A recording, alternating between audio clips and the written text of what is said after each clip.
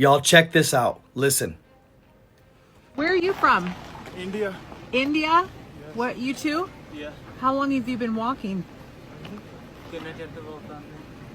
All day? All day. All day. Did you fly into Mexico and then walk the rest? Walk. But where did you fly into? What? Where did you fly into? What city? No, only walking. Walking. How do you walk from India? Yeah, Panama. Are you from India too? Pakistan. Oh, Pakistan. Oh, Pakistan?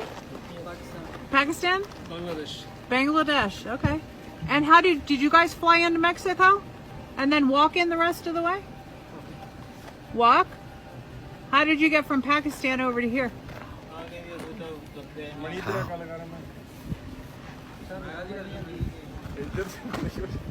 You're from Pakistan too? India. Oh, India? India, Punjab. India? Punjab. India. Okay. Yeah, we ran into some of your friends over there. Police station. Police station, how far? Yeah, this way. Okay, Yeah. thank you. It is. Okay. Thank you.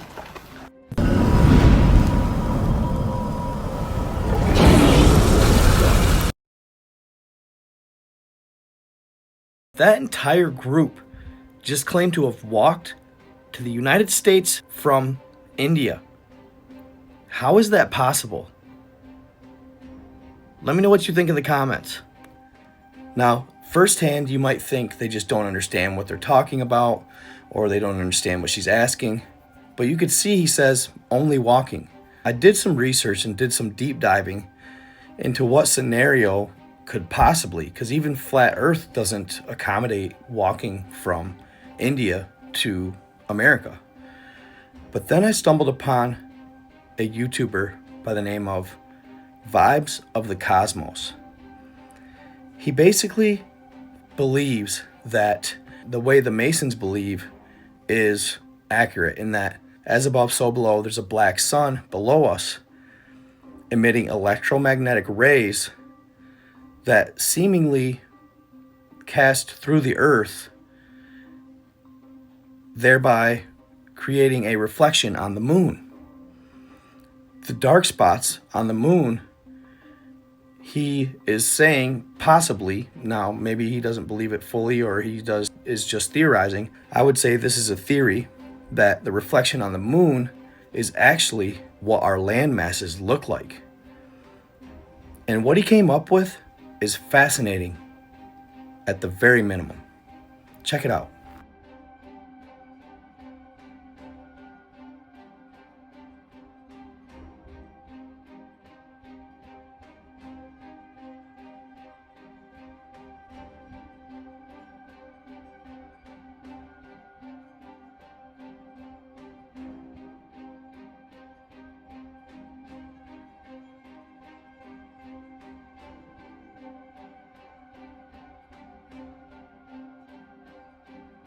Behind me, you'll see the moon and its dark spots. Now, how he explains it is the moon is basically a mirrored and upside down image of what the land masses would be to us on Earth.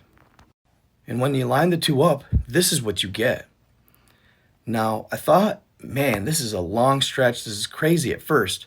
But then I found this map from World War II, apparently done by Germany. And the resemblance is striking to how close his map is with this one. Now, that doesn't mean anything. I'm not saying that's the case or this is absolute. I'm just saying it's a very cool theory, nonetheless, to ponder. Here's some more of his videos real quick, and you'll see how I'm going to point out where India is in America, and you'll see how it could be possible based on this map to walk the entire way to America from India. All right, guys, if you're interested in astral travel or Christ consciousness, stop scrolling. Before we continue, remember this word, septisync. Side note, by the way, has anybody else ever since they started using septisync felt a slight pressure right in the center of their forehead? Almost as if it's your third eye opening or decalcifying? Let me know in the comments. I was this close this close. I was pretty much in full-blown left and right hemisphere equilibrium. In other words, full-blown meditative state. Some like to refer to it as Zen. I started to feel like I was in a lucid dream. I was on like track 7 or track 8 of the Septisync tapes. And all of a sudden, it fell into what seemed like a perfect frequency. As soon as that happened, it was like I was drawn right back into my body. I wasn't out of body, I was just lucid dreaming. But I was drawn right back into my meditative state. And that's when I felt it. It was a pressure in my chest. At first, I started to get anxiety. I started to panic a little bit, because you're starting to feel a pressure in your chest. You're like, what is this? Like some kind of heart attack or something? But then I remembered, I read somewhere that this is part of the process. And y'all, when I tell you, I've been wanting to astral travel and feel that out-of-body experience for years now, ever since I learned about it. I haven't been trying as much as I should, but when Septisync was offered to me, I thought, maybe this is the ticket. And sure enough, this is like probably the second week I've used it. And I'm not gonna lie, I was skeptic at first. I didn't think anything about frequencies or had never really looked into it a hell of a lot. Yes, the gateway process, which is that, but still, I never really had experienced it or tried it for myself. So of course, I was skeptic. But what I experienced this morning leaves no more questions on the table for me. So I told myself to calm down and control my breathing. I just started taking deeper breaths, big deep breaths, big deep breaths. The pressure continued mounting, but it wasn't just in my chest. I was starting to feel a pull on my whole body. It more or less felt like my soul or my essence was like being pulled from my vehicle. And y'all, I shit you not, it felt like I was about ready to pop. And then, you can't make this shit up. Something startled my little Shih Tzu. She started barking and snapped me right out of it. I mean, how could I be mad at that face? She's just doing what dogs do, huh, Mama? I was so freaking bummed out. But you know what? After I thought about it, it got me so excited, y'all. I was this close. So I'm excited for what's to come. I know I'm gonna achieve it sooner or later. But I do want to be clear. This is a case-by-case basis. It's not a guarantee. Every individual is different. There's no fast track to any of this. It's up to you to achieve it. The only fast track I know of is under the ancient pyramids. And that is just the tip of the iceberg. There are so many more benefits I'm finding out to using Septisync daily. I manifest more accurately. I'm not lying when I say I'm quantum leaping in manifestation. What used to take me months, if not years, to manifest, I'm manifesting overnight. Guys, I don't know what Ethan did, but whatever he did, it's working. And that dream was awesome. I feel we've truly only just scratched the surface of what Septisync is capable of. So if you guys want to try it, all you have to do, www.vir-ya.com. You can also find the link to the website in my bio on TikTok. Guys, what are you waiting for? Even Moist Critical has done a video on Septisync. That's how big this is gonna be and how big it's already getting. As soon as you hop onto the website, it'll prompt you for an email and a password to register an account. You go do that. Then click on the 3 bars in the upper right hand corner. Click Septisync tapes or bundles. You'll see tapes 1 through 8. It's right around $45, but if you use the code NG333, you get 10% off. And trust me, the benefit well outweighs the cost. I'm telling you, don't miss out. What Ethan's creating is special. It's once in a lifetime. Let me know what y'all think. A group of independent researchers and archaeologists has just verified that the lost labyrinth under the Hawara Pyramid in Egypt does in fact exist. And they believe that the lost library of Atlantis may be located there. After hiring a company owned by former military specialist Tim Akers, known as Merlin Burroughs, they were able to use military-grade ground-penetrating radar to verify the labyrinth's existence. Mr. Akers used his military contacts to run the scans through military-grade software, which gave them much better and more accurate results. Something similar had been done back in 2008, but it wasn't verified by military-grade technology. so this left skepticism on the table, especially when it came to the former head of Egypt's Supreme Council of Antiquities, Zahi Hawass, who has long denied the labyrinth's existence. This, regardless of the numerous studies that have been done that have shown that something is under the Hawara Pyramid. But this time, it's undeniable. The scans plunged into bedrock, unveiling a colossal complex of great halls at 40, 60, 80, and 100 meters deep, and even deeper. But unlike previous times, a revelation emerged. A central open space connecting several of these layers, like the atrium of a colossal shopping mall, where several floors converge in one grand central hall, consisting of a massive space, 64 meters wide and no less than 160 meters long.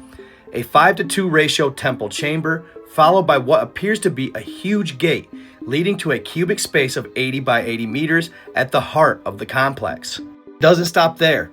The scans also provided imagery of another distinct feature, a clearly pronounced circular and, according to Tim, dome-shaped feature, situated some 40 meters below ground level, an underground rotunda approximately matching the size of the Pantheon in Rome.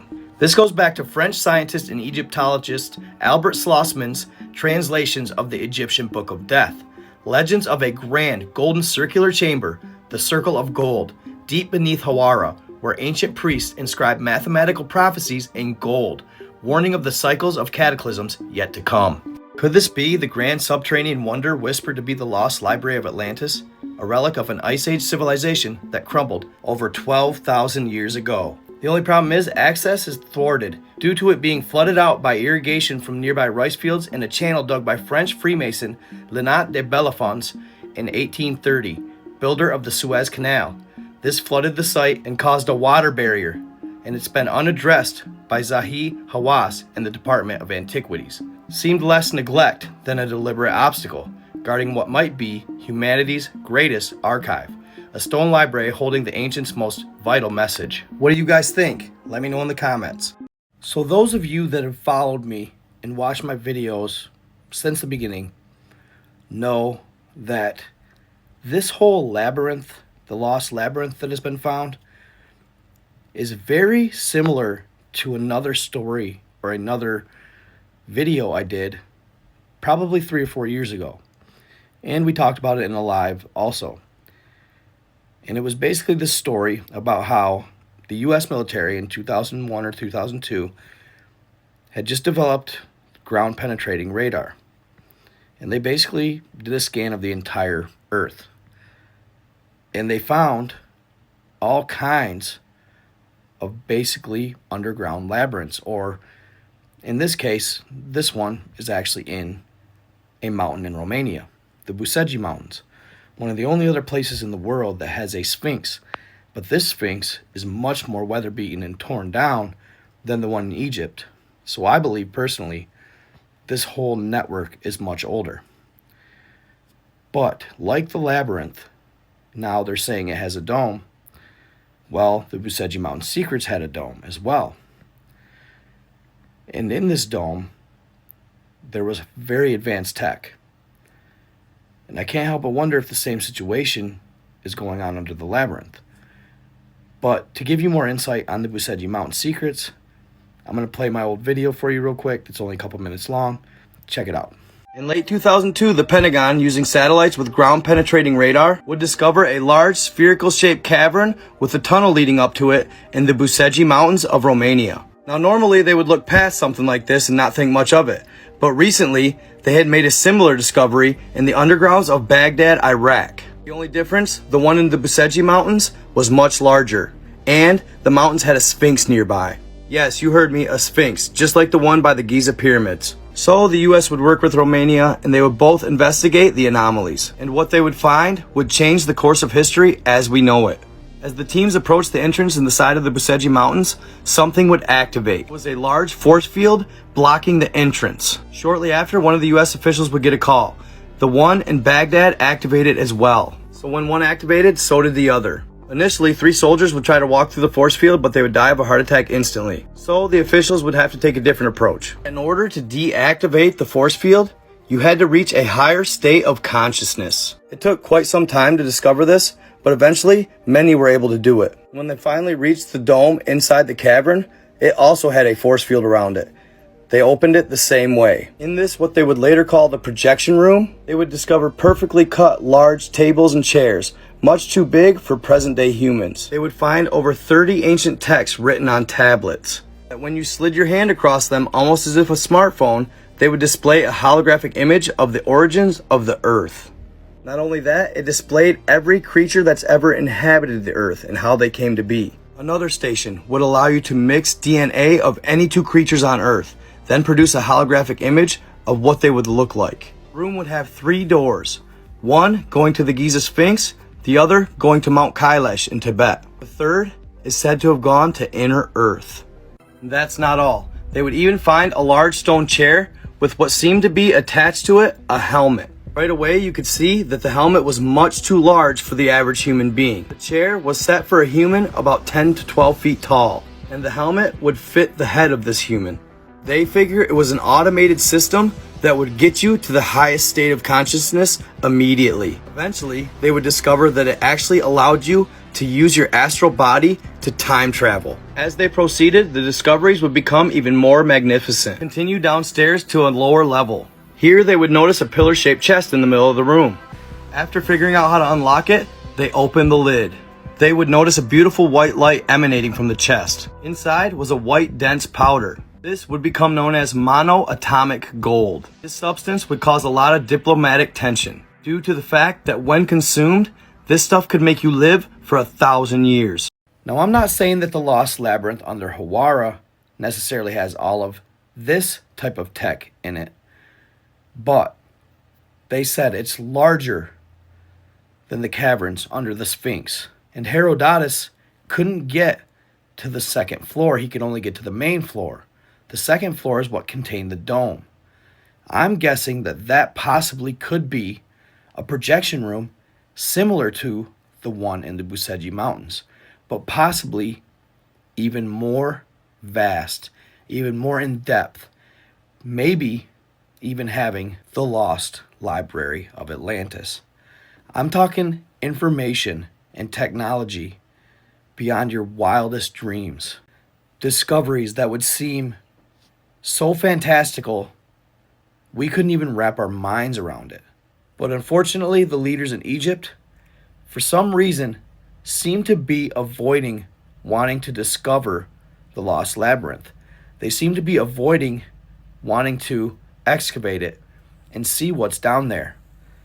Now, I'm inclined to believe they've known possibly the entire time that this labyrinth exists, and they're leaving it flooded for a reason.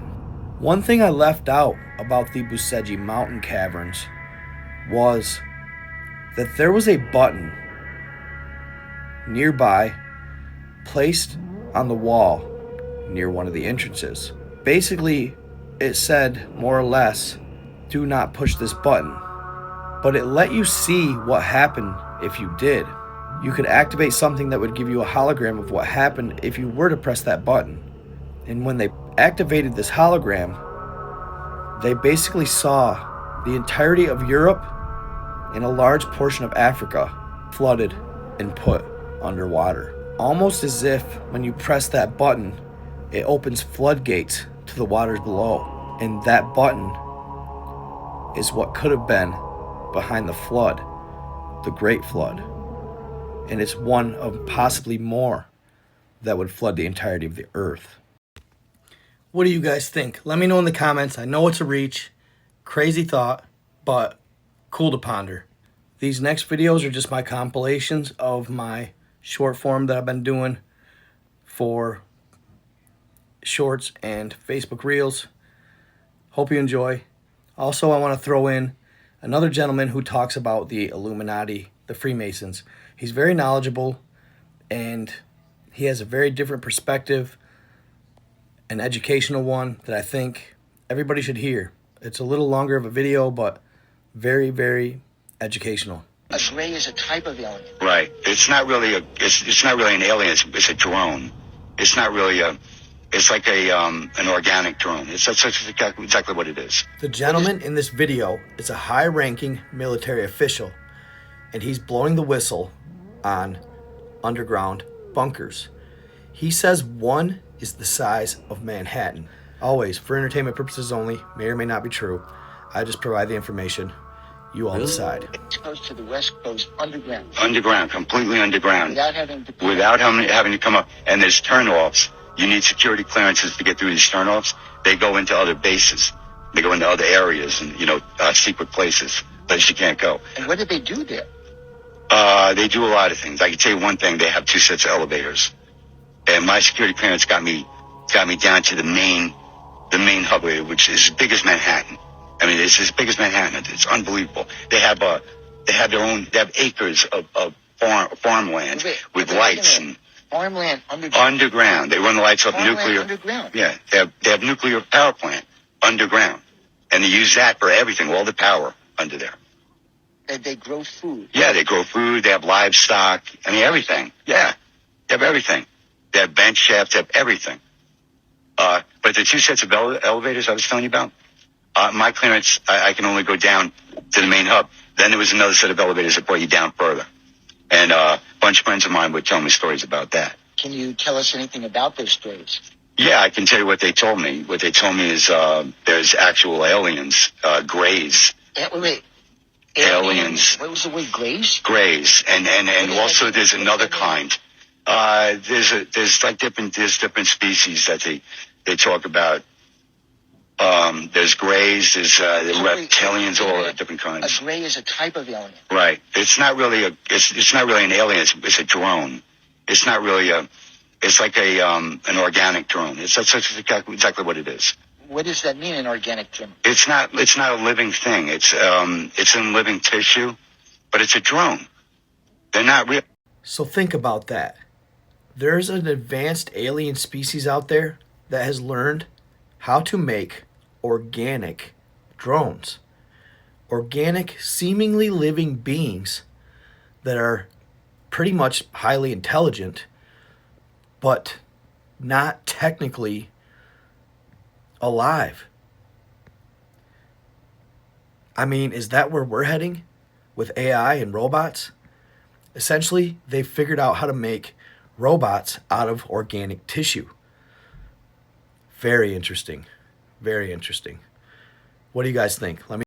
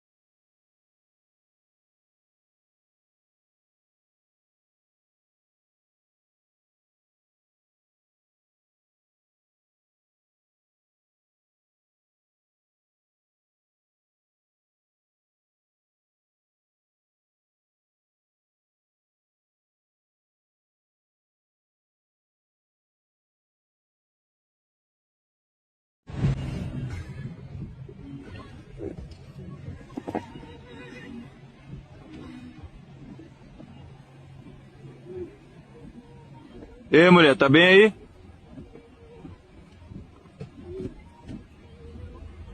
Mulher? Vai embora, bicho. Vai lá, Thiago, pega no ombro dela. Bora, baby. Não, pô, tu quer ir na frente, sai daí, pô. É doido, né, pô? E aí? Vamos pro.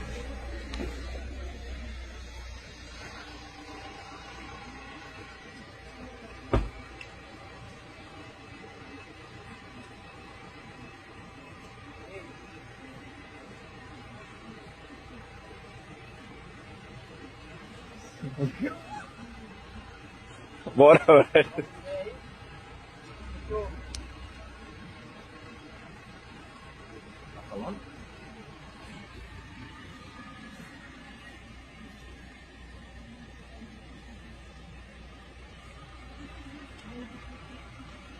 Aqui, ó, o Hawara aqui, ó. Vai. Ela tá falando. Tá murmurando, pô.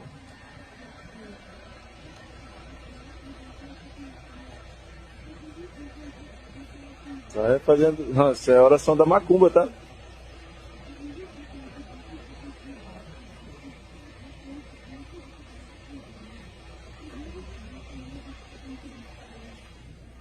Querida, Braz tá pedindo de pegar nela. bora, Break, bora. Break. Deixa aí, velho. Deixa aí, pô. Tem um monte de doido aqui na minha.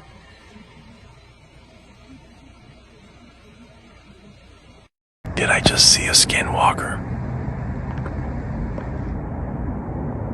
The gentleman in the following video was stepping outside before bed to have a cigarette. He hears something big rustling through the woods, and he captures something interesting on camera. It looks like a skinwalker or a rake, but we're not sure. Check it out. Let us know what you think in the comments. Did I just see a Skinwalker?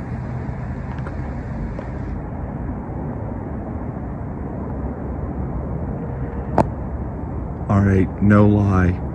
I'm on my back porch. I heard something stomping in the woods. Something huge.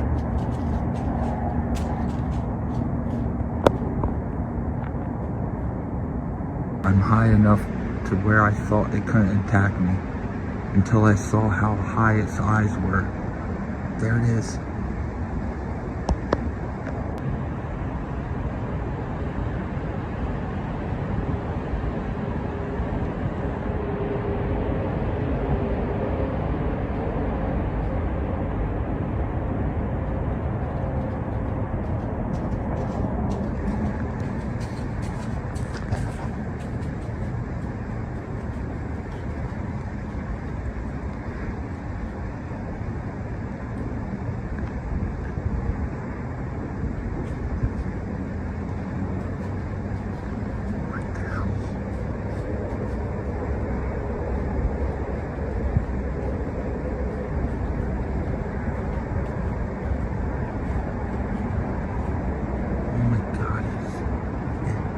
Sounds like it's walking up here. I don't know if you can hear this. I'm trying to be quiet.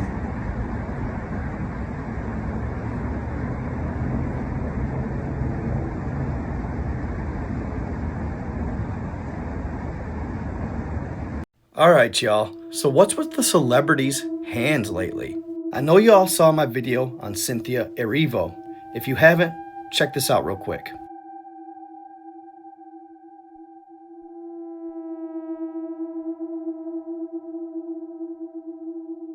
Now I'm going to show you some pictures of her before the movie Wicked and her hands. Big difference, right? I don't know what's going on, but it's like they're just getting, maybe it could be a weight loss thing, but it just seems almost like a witch or something like that. Now another talked about one on the internet right now is Khloe Kardashian's, and hers is drastic. Check this out.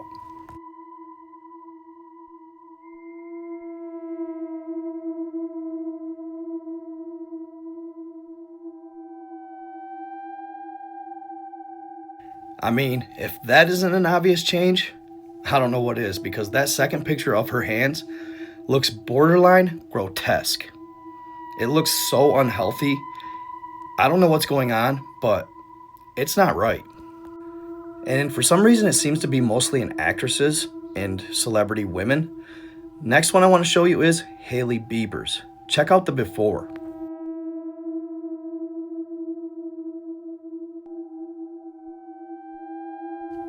Now, after.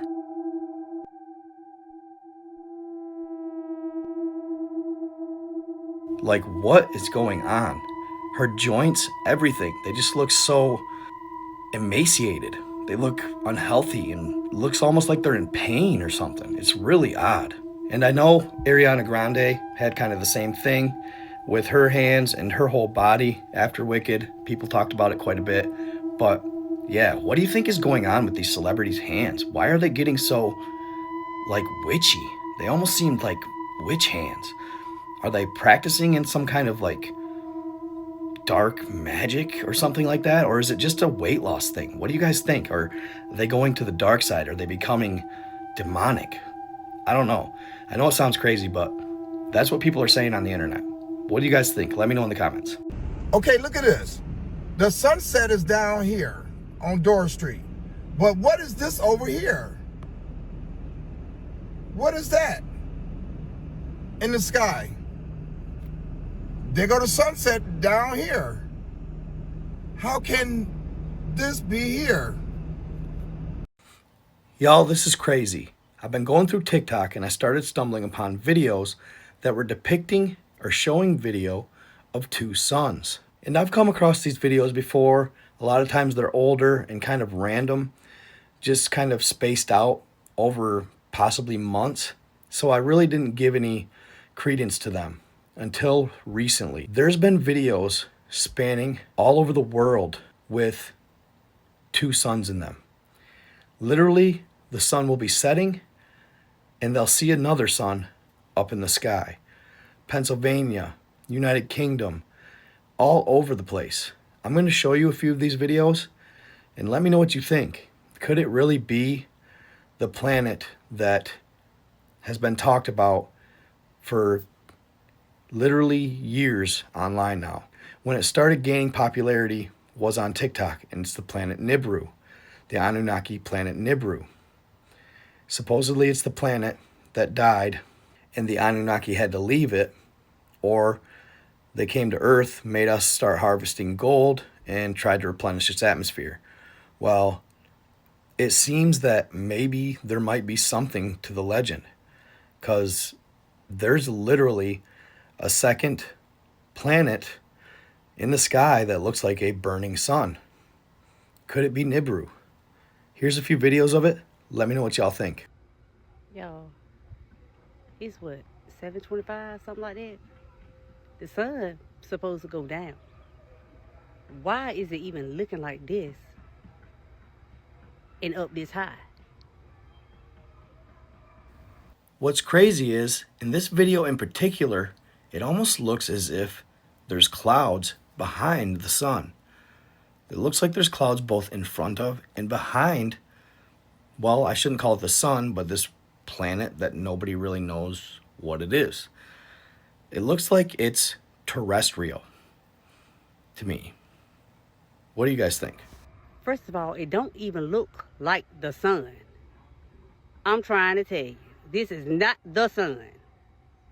It ain't no way. Hell no.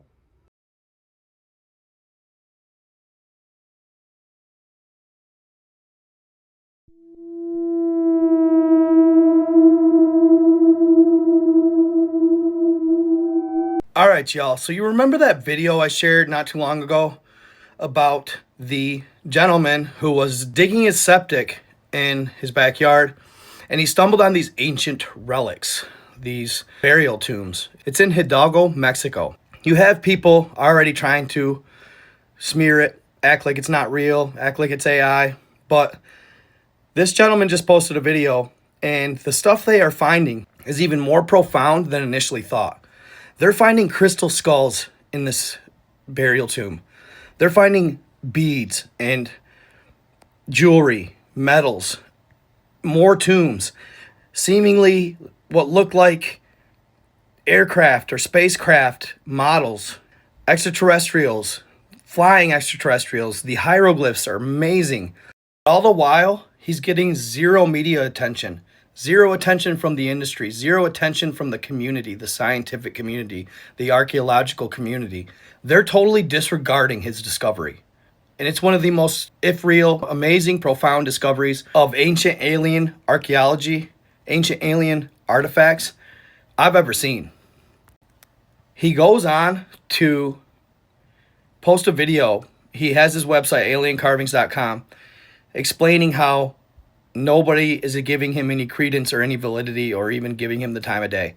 They are disregarding it completely. One of the main clowns disregarding him, calling it an absolute hoax or a fake, is Giorgio Tsoukalos, the guy with the hair from History Channel's Ancient Aliens. Yeah, totally disregarding it. Hasn't even been to the site. Total puppet. Anyway, I want you to check out his video real quick, at least a snippet of it, and listen to what he's saying. It's crazy. And these, I believe, may be real, y'all. For real. They may be real. Check it out. It's been wild the last month. We went from this to this on a land where there was a septic being installed. They broke through the ground floor and found multiple discoveries. It seems like every time they tried to dig a septic tank, they would find more pieces. And, afraid to lose their land, this was something of what do we do? And as they kept uncovering these pieces, well, as you can see, it depicts something and shows things that we're not accustomed to. It's in Tula, Hidalgo. We've been defaced by people stating that's in Guatemala.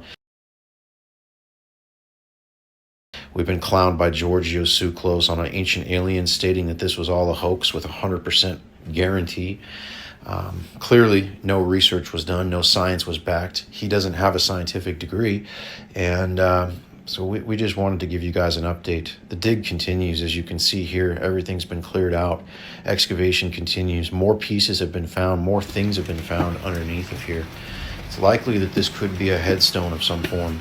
And, like we do with decorative tombs and headstones, the real burials are underneath.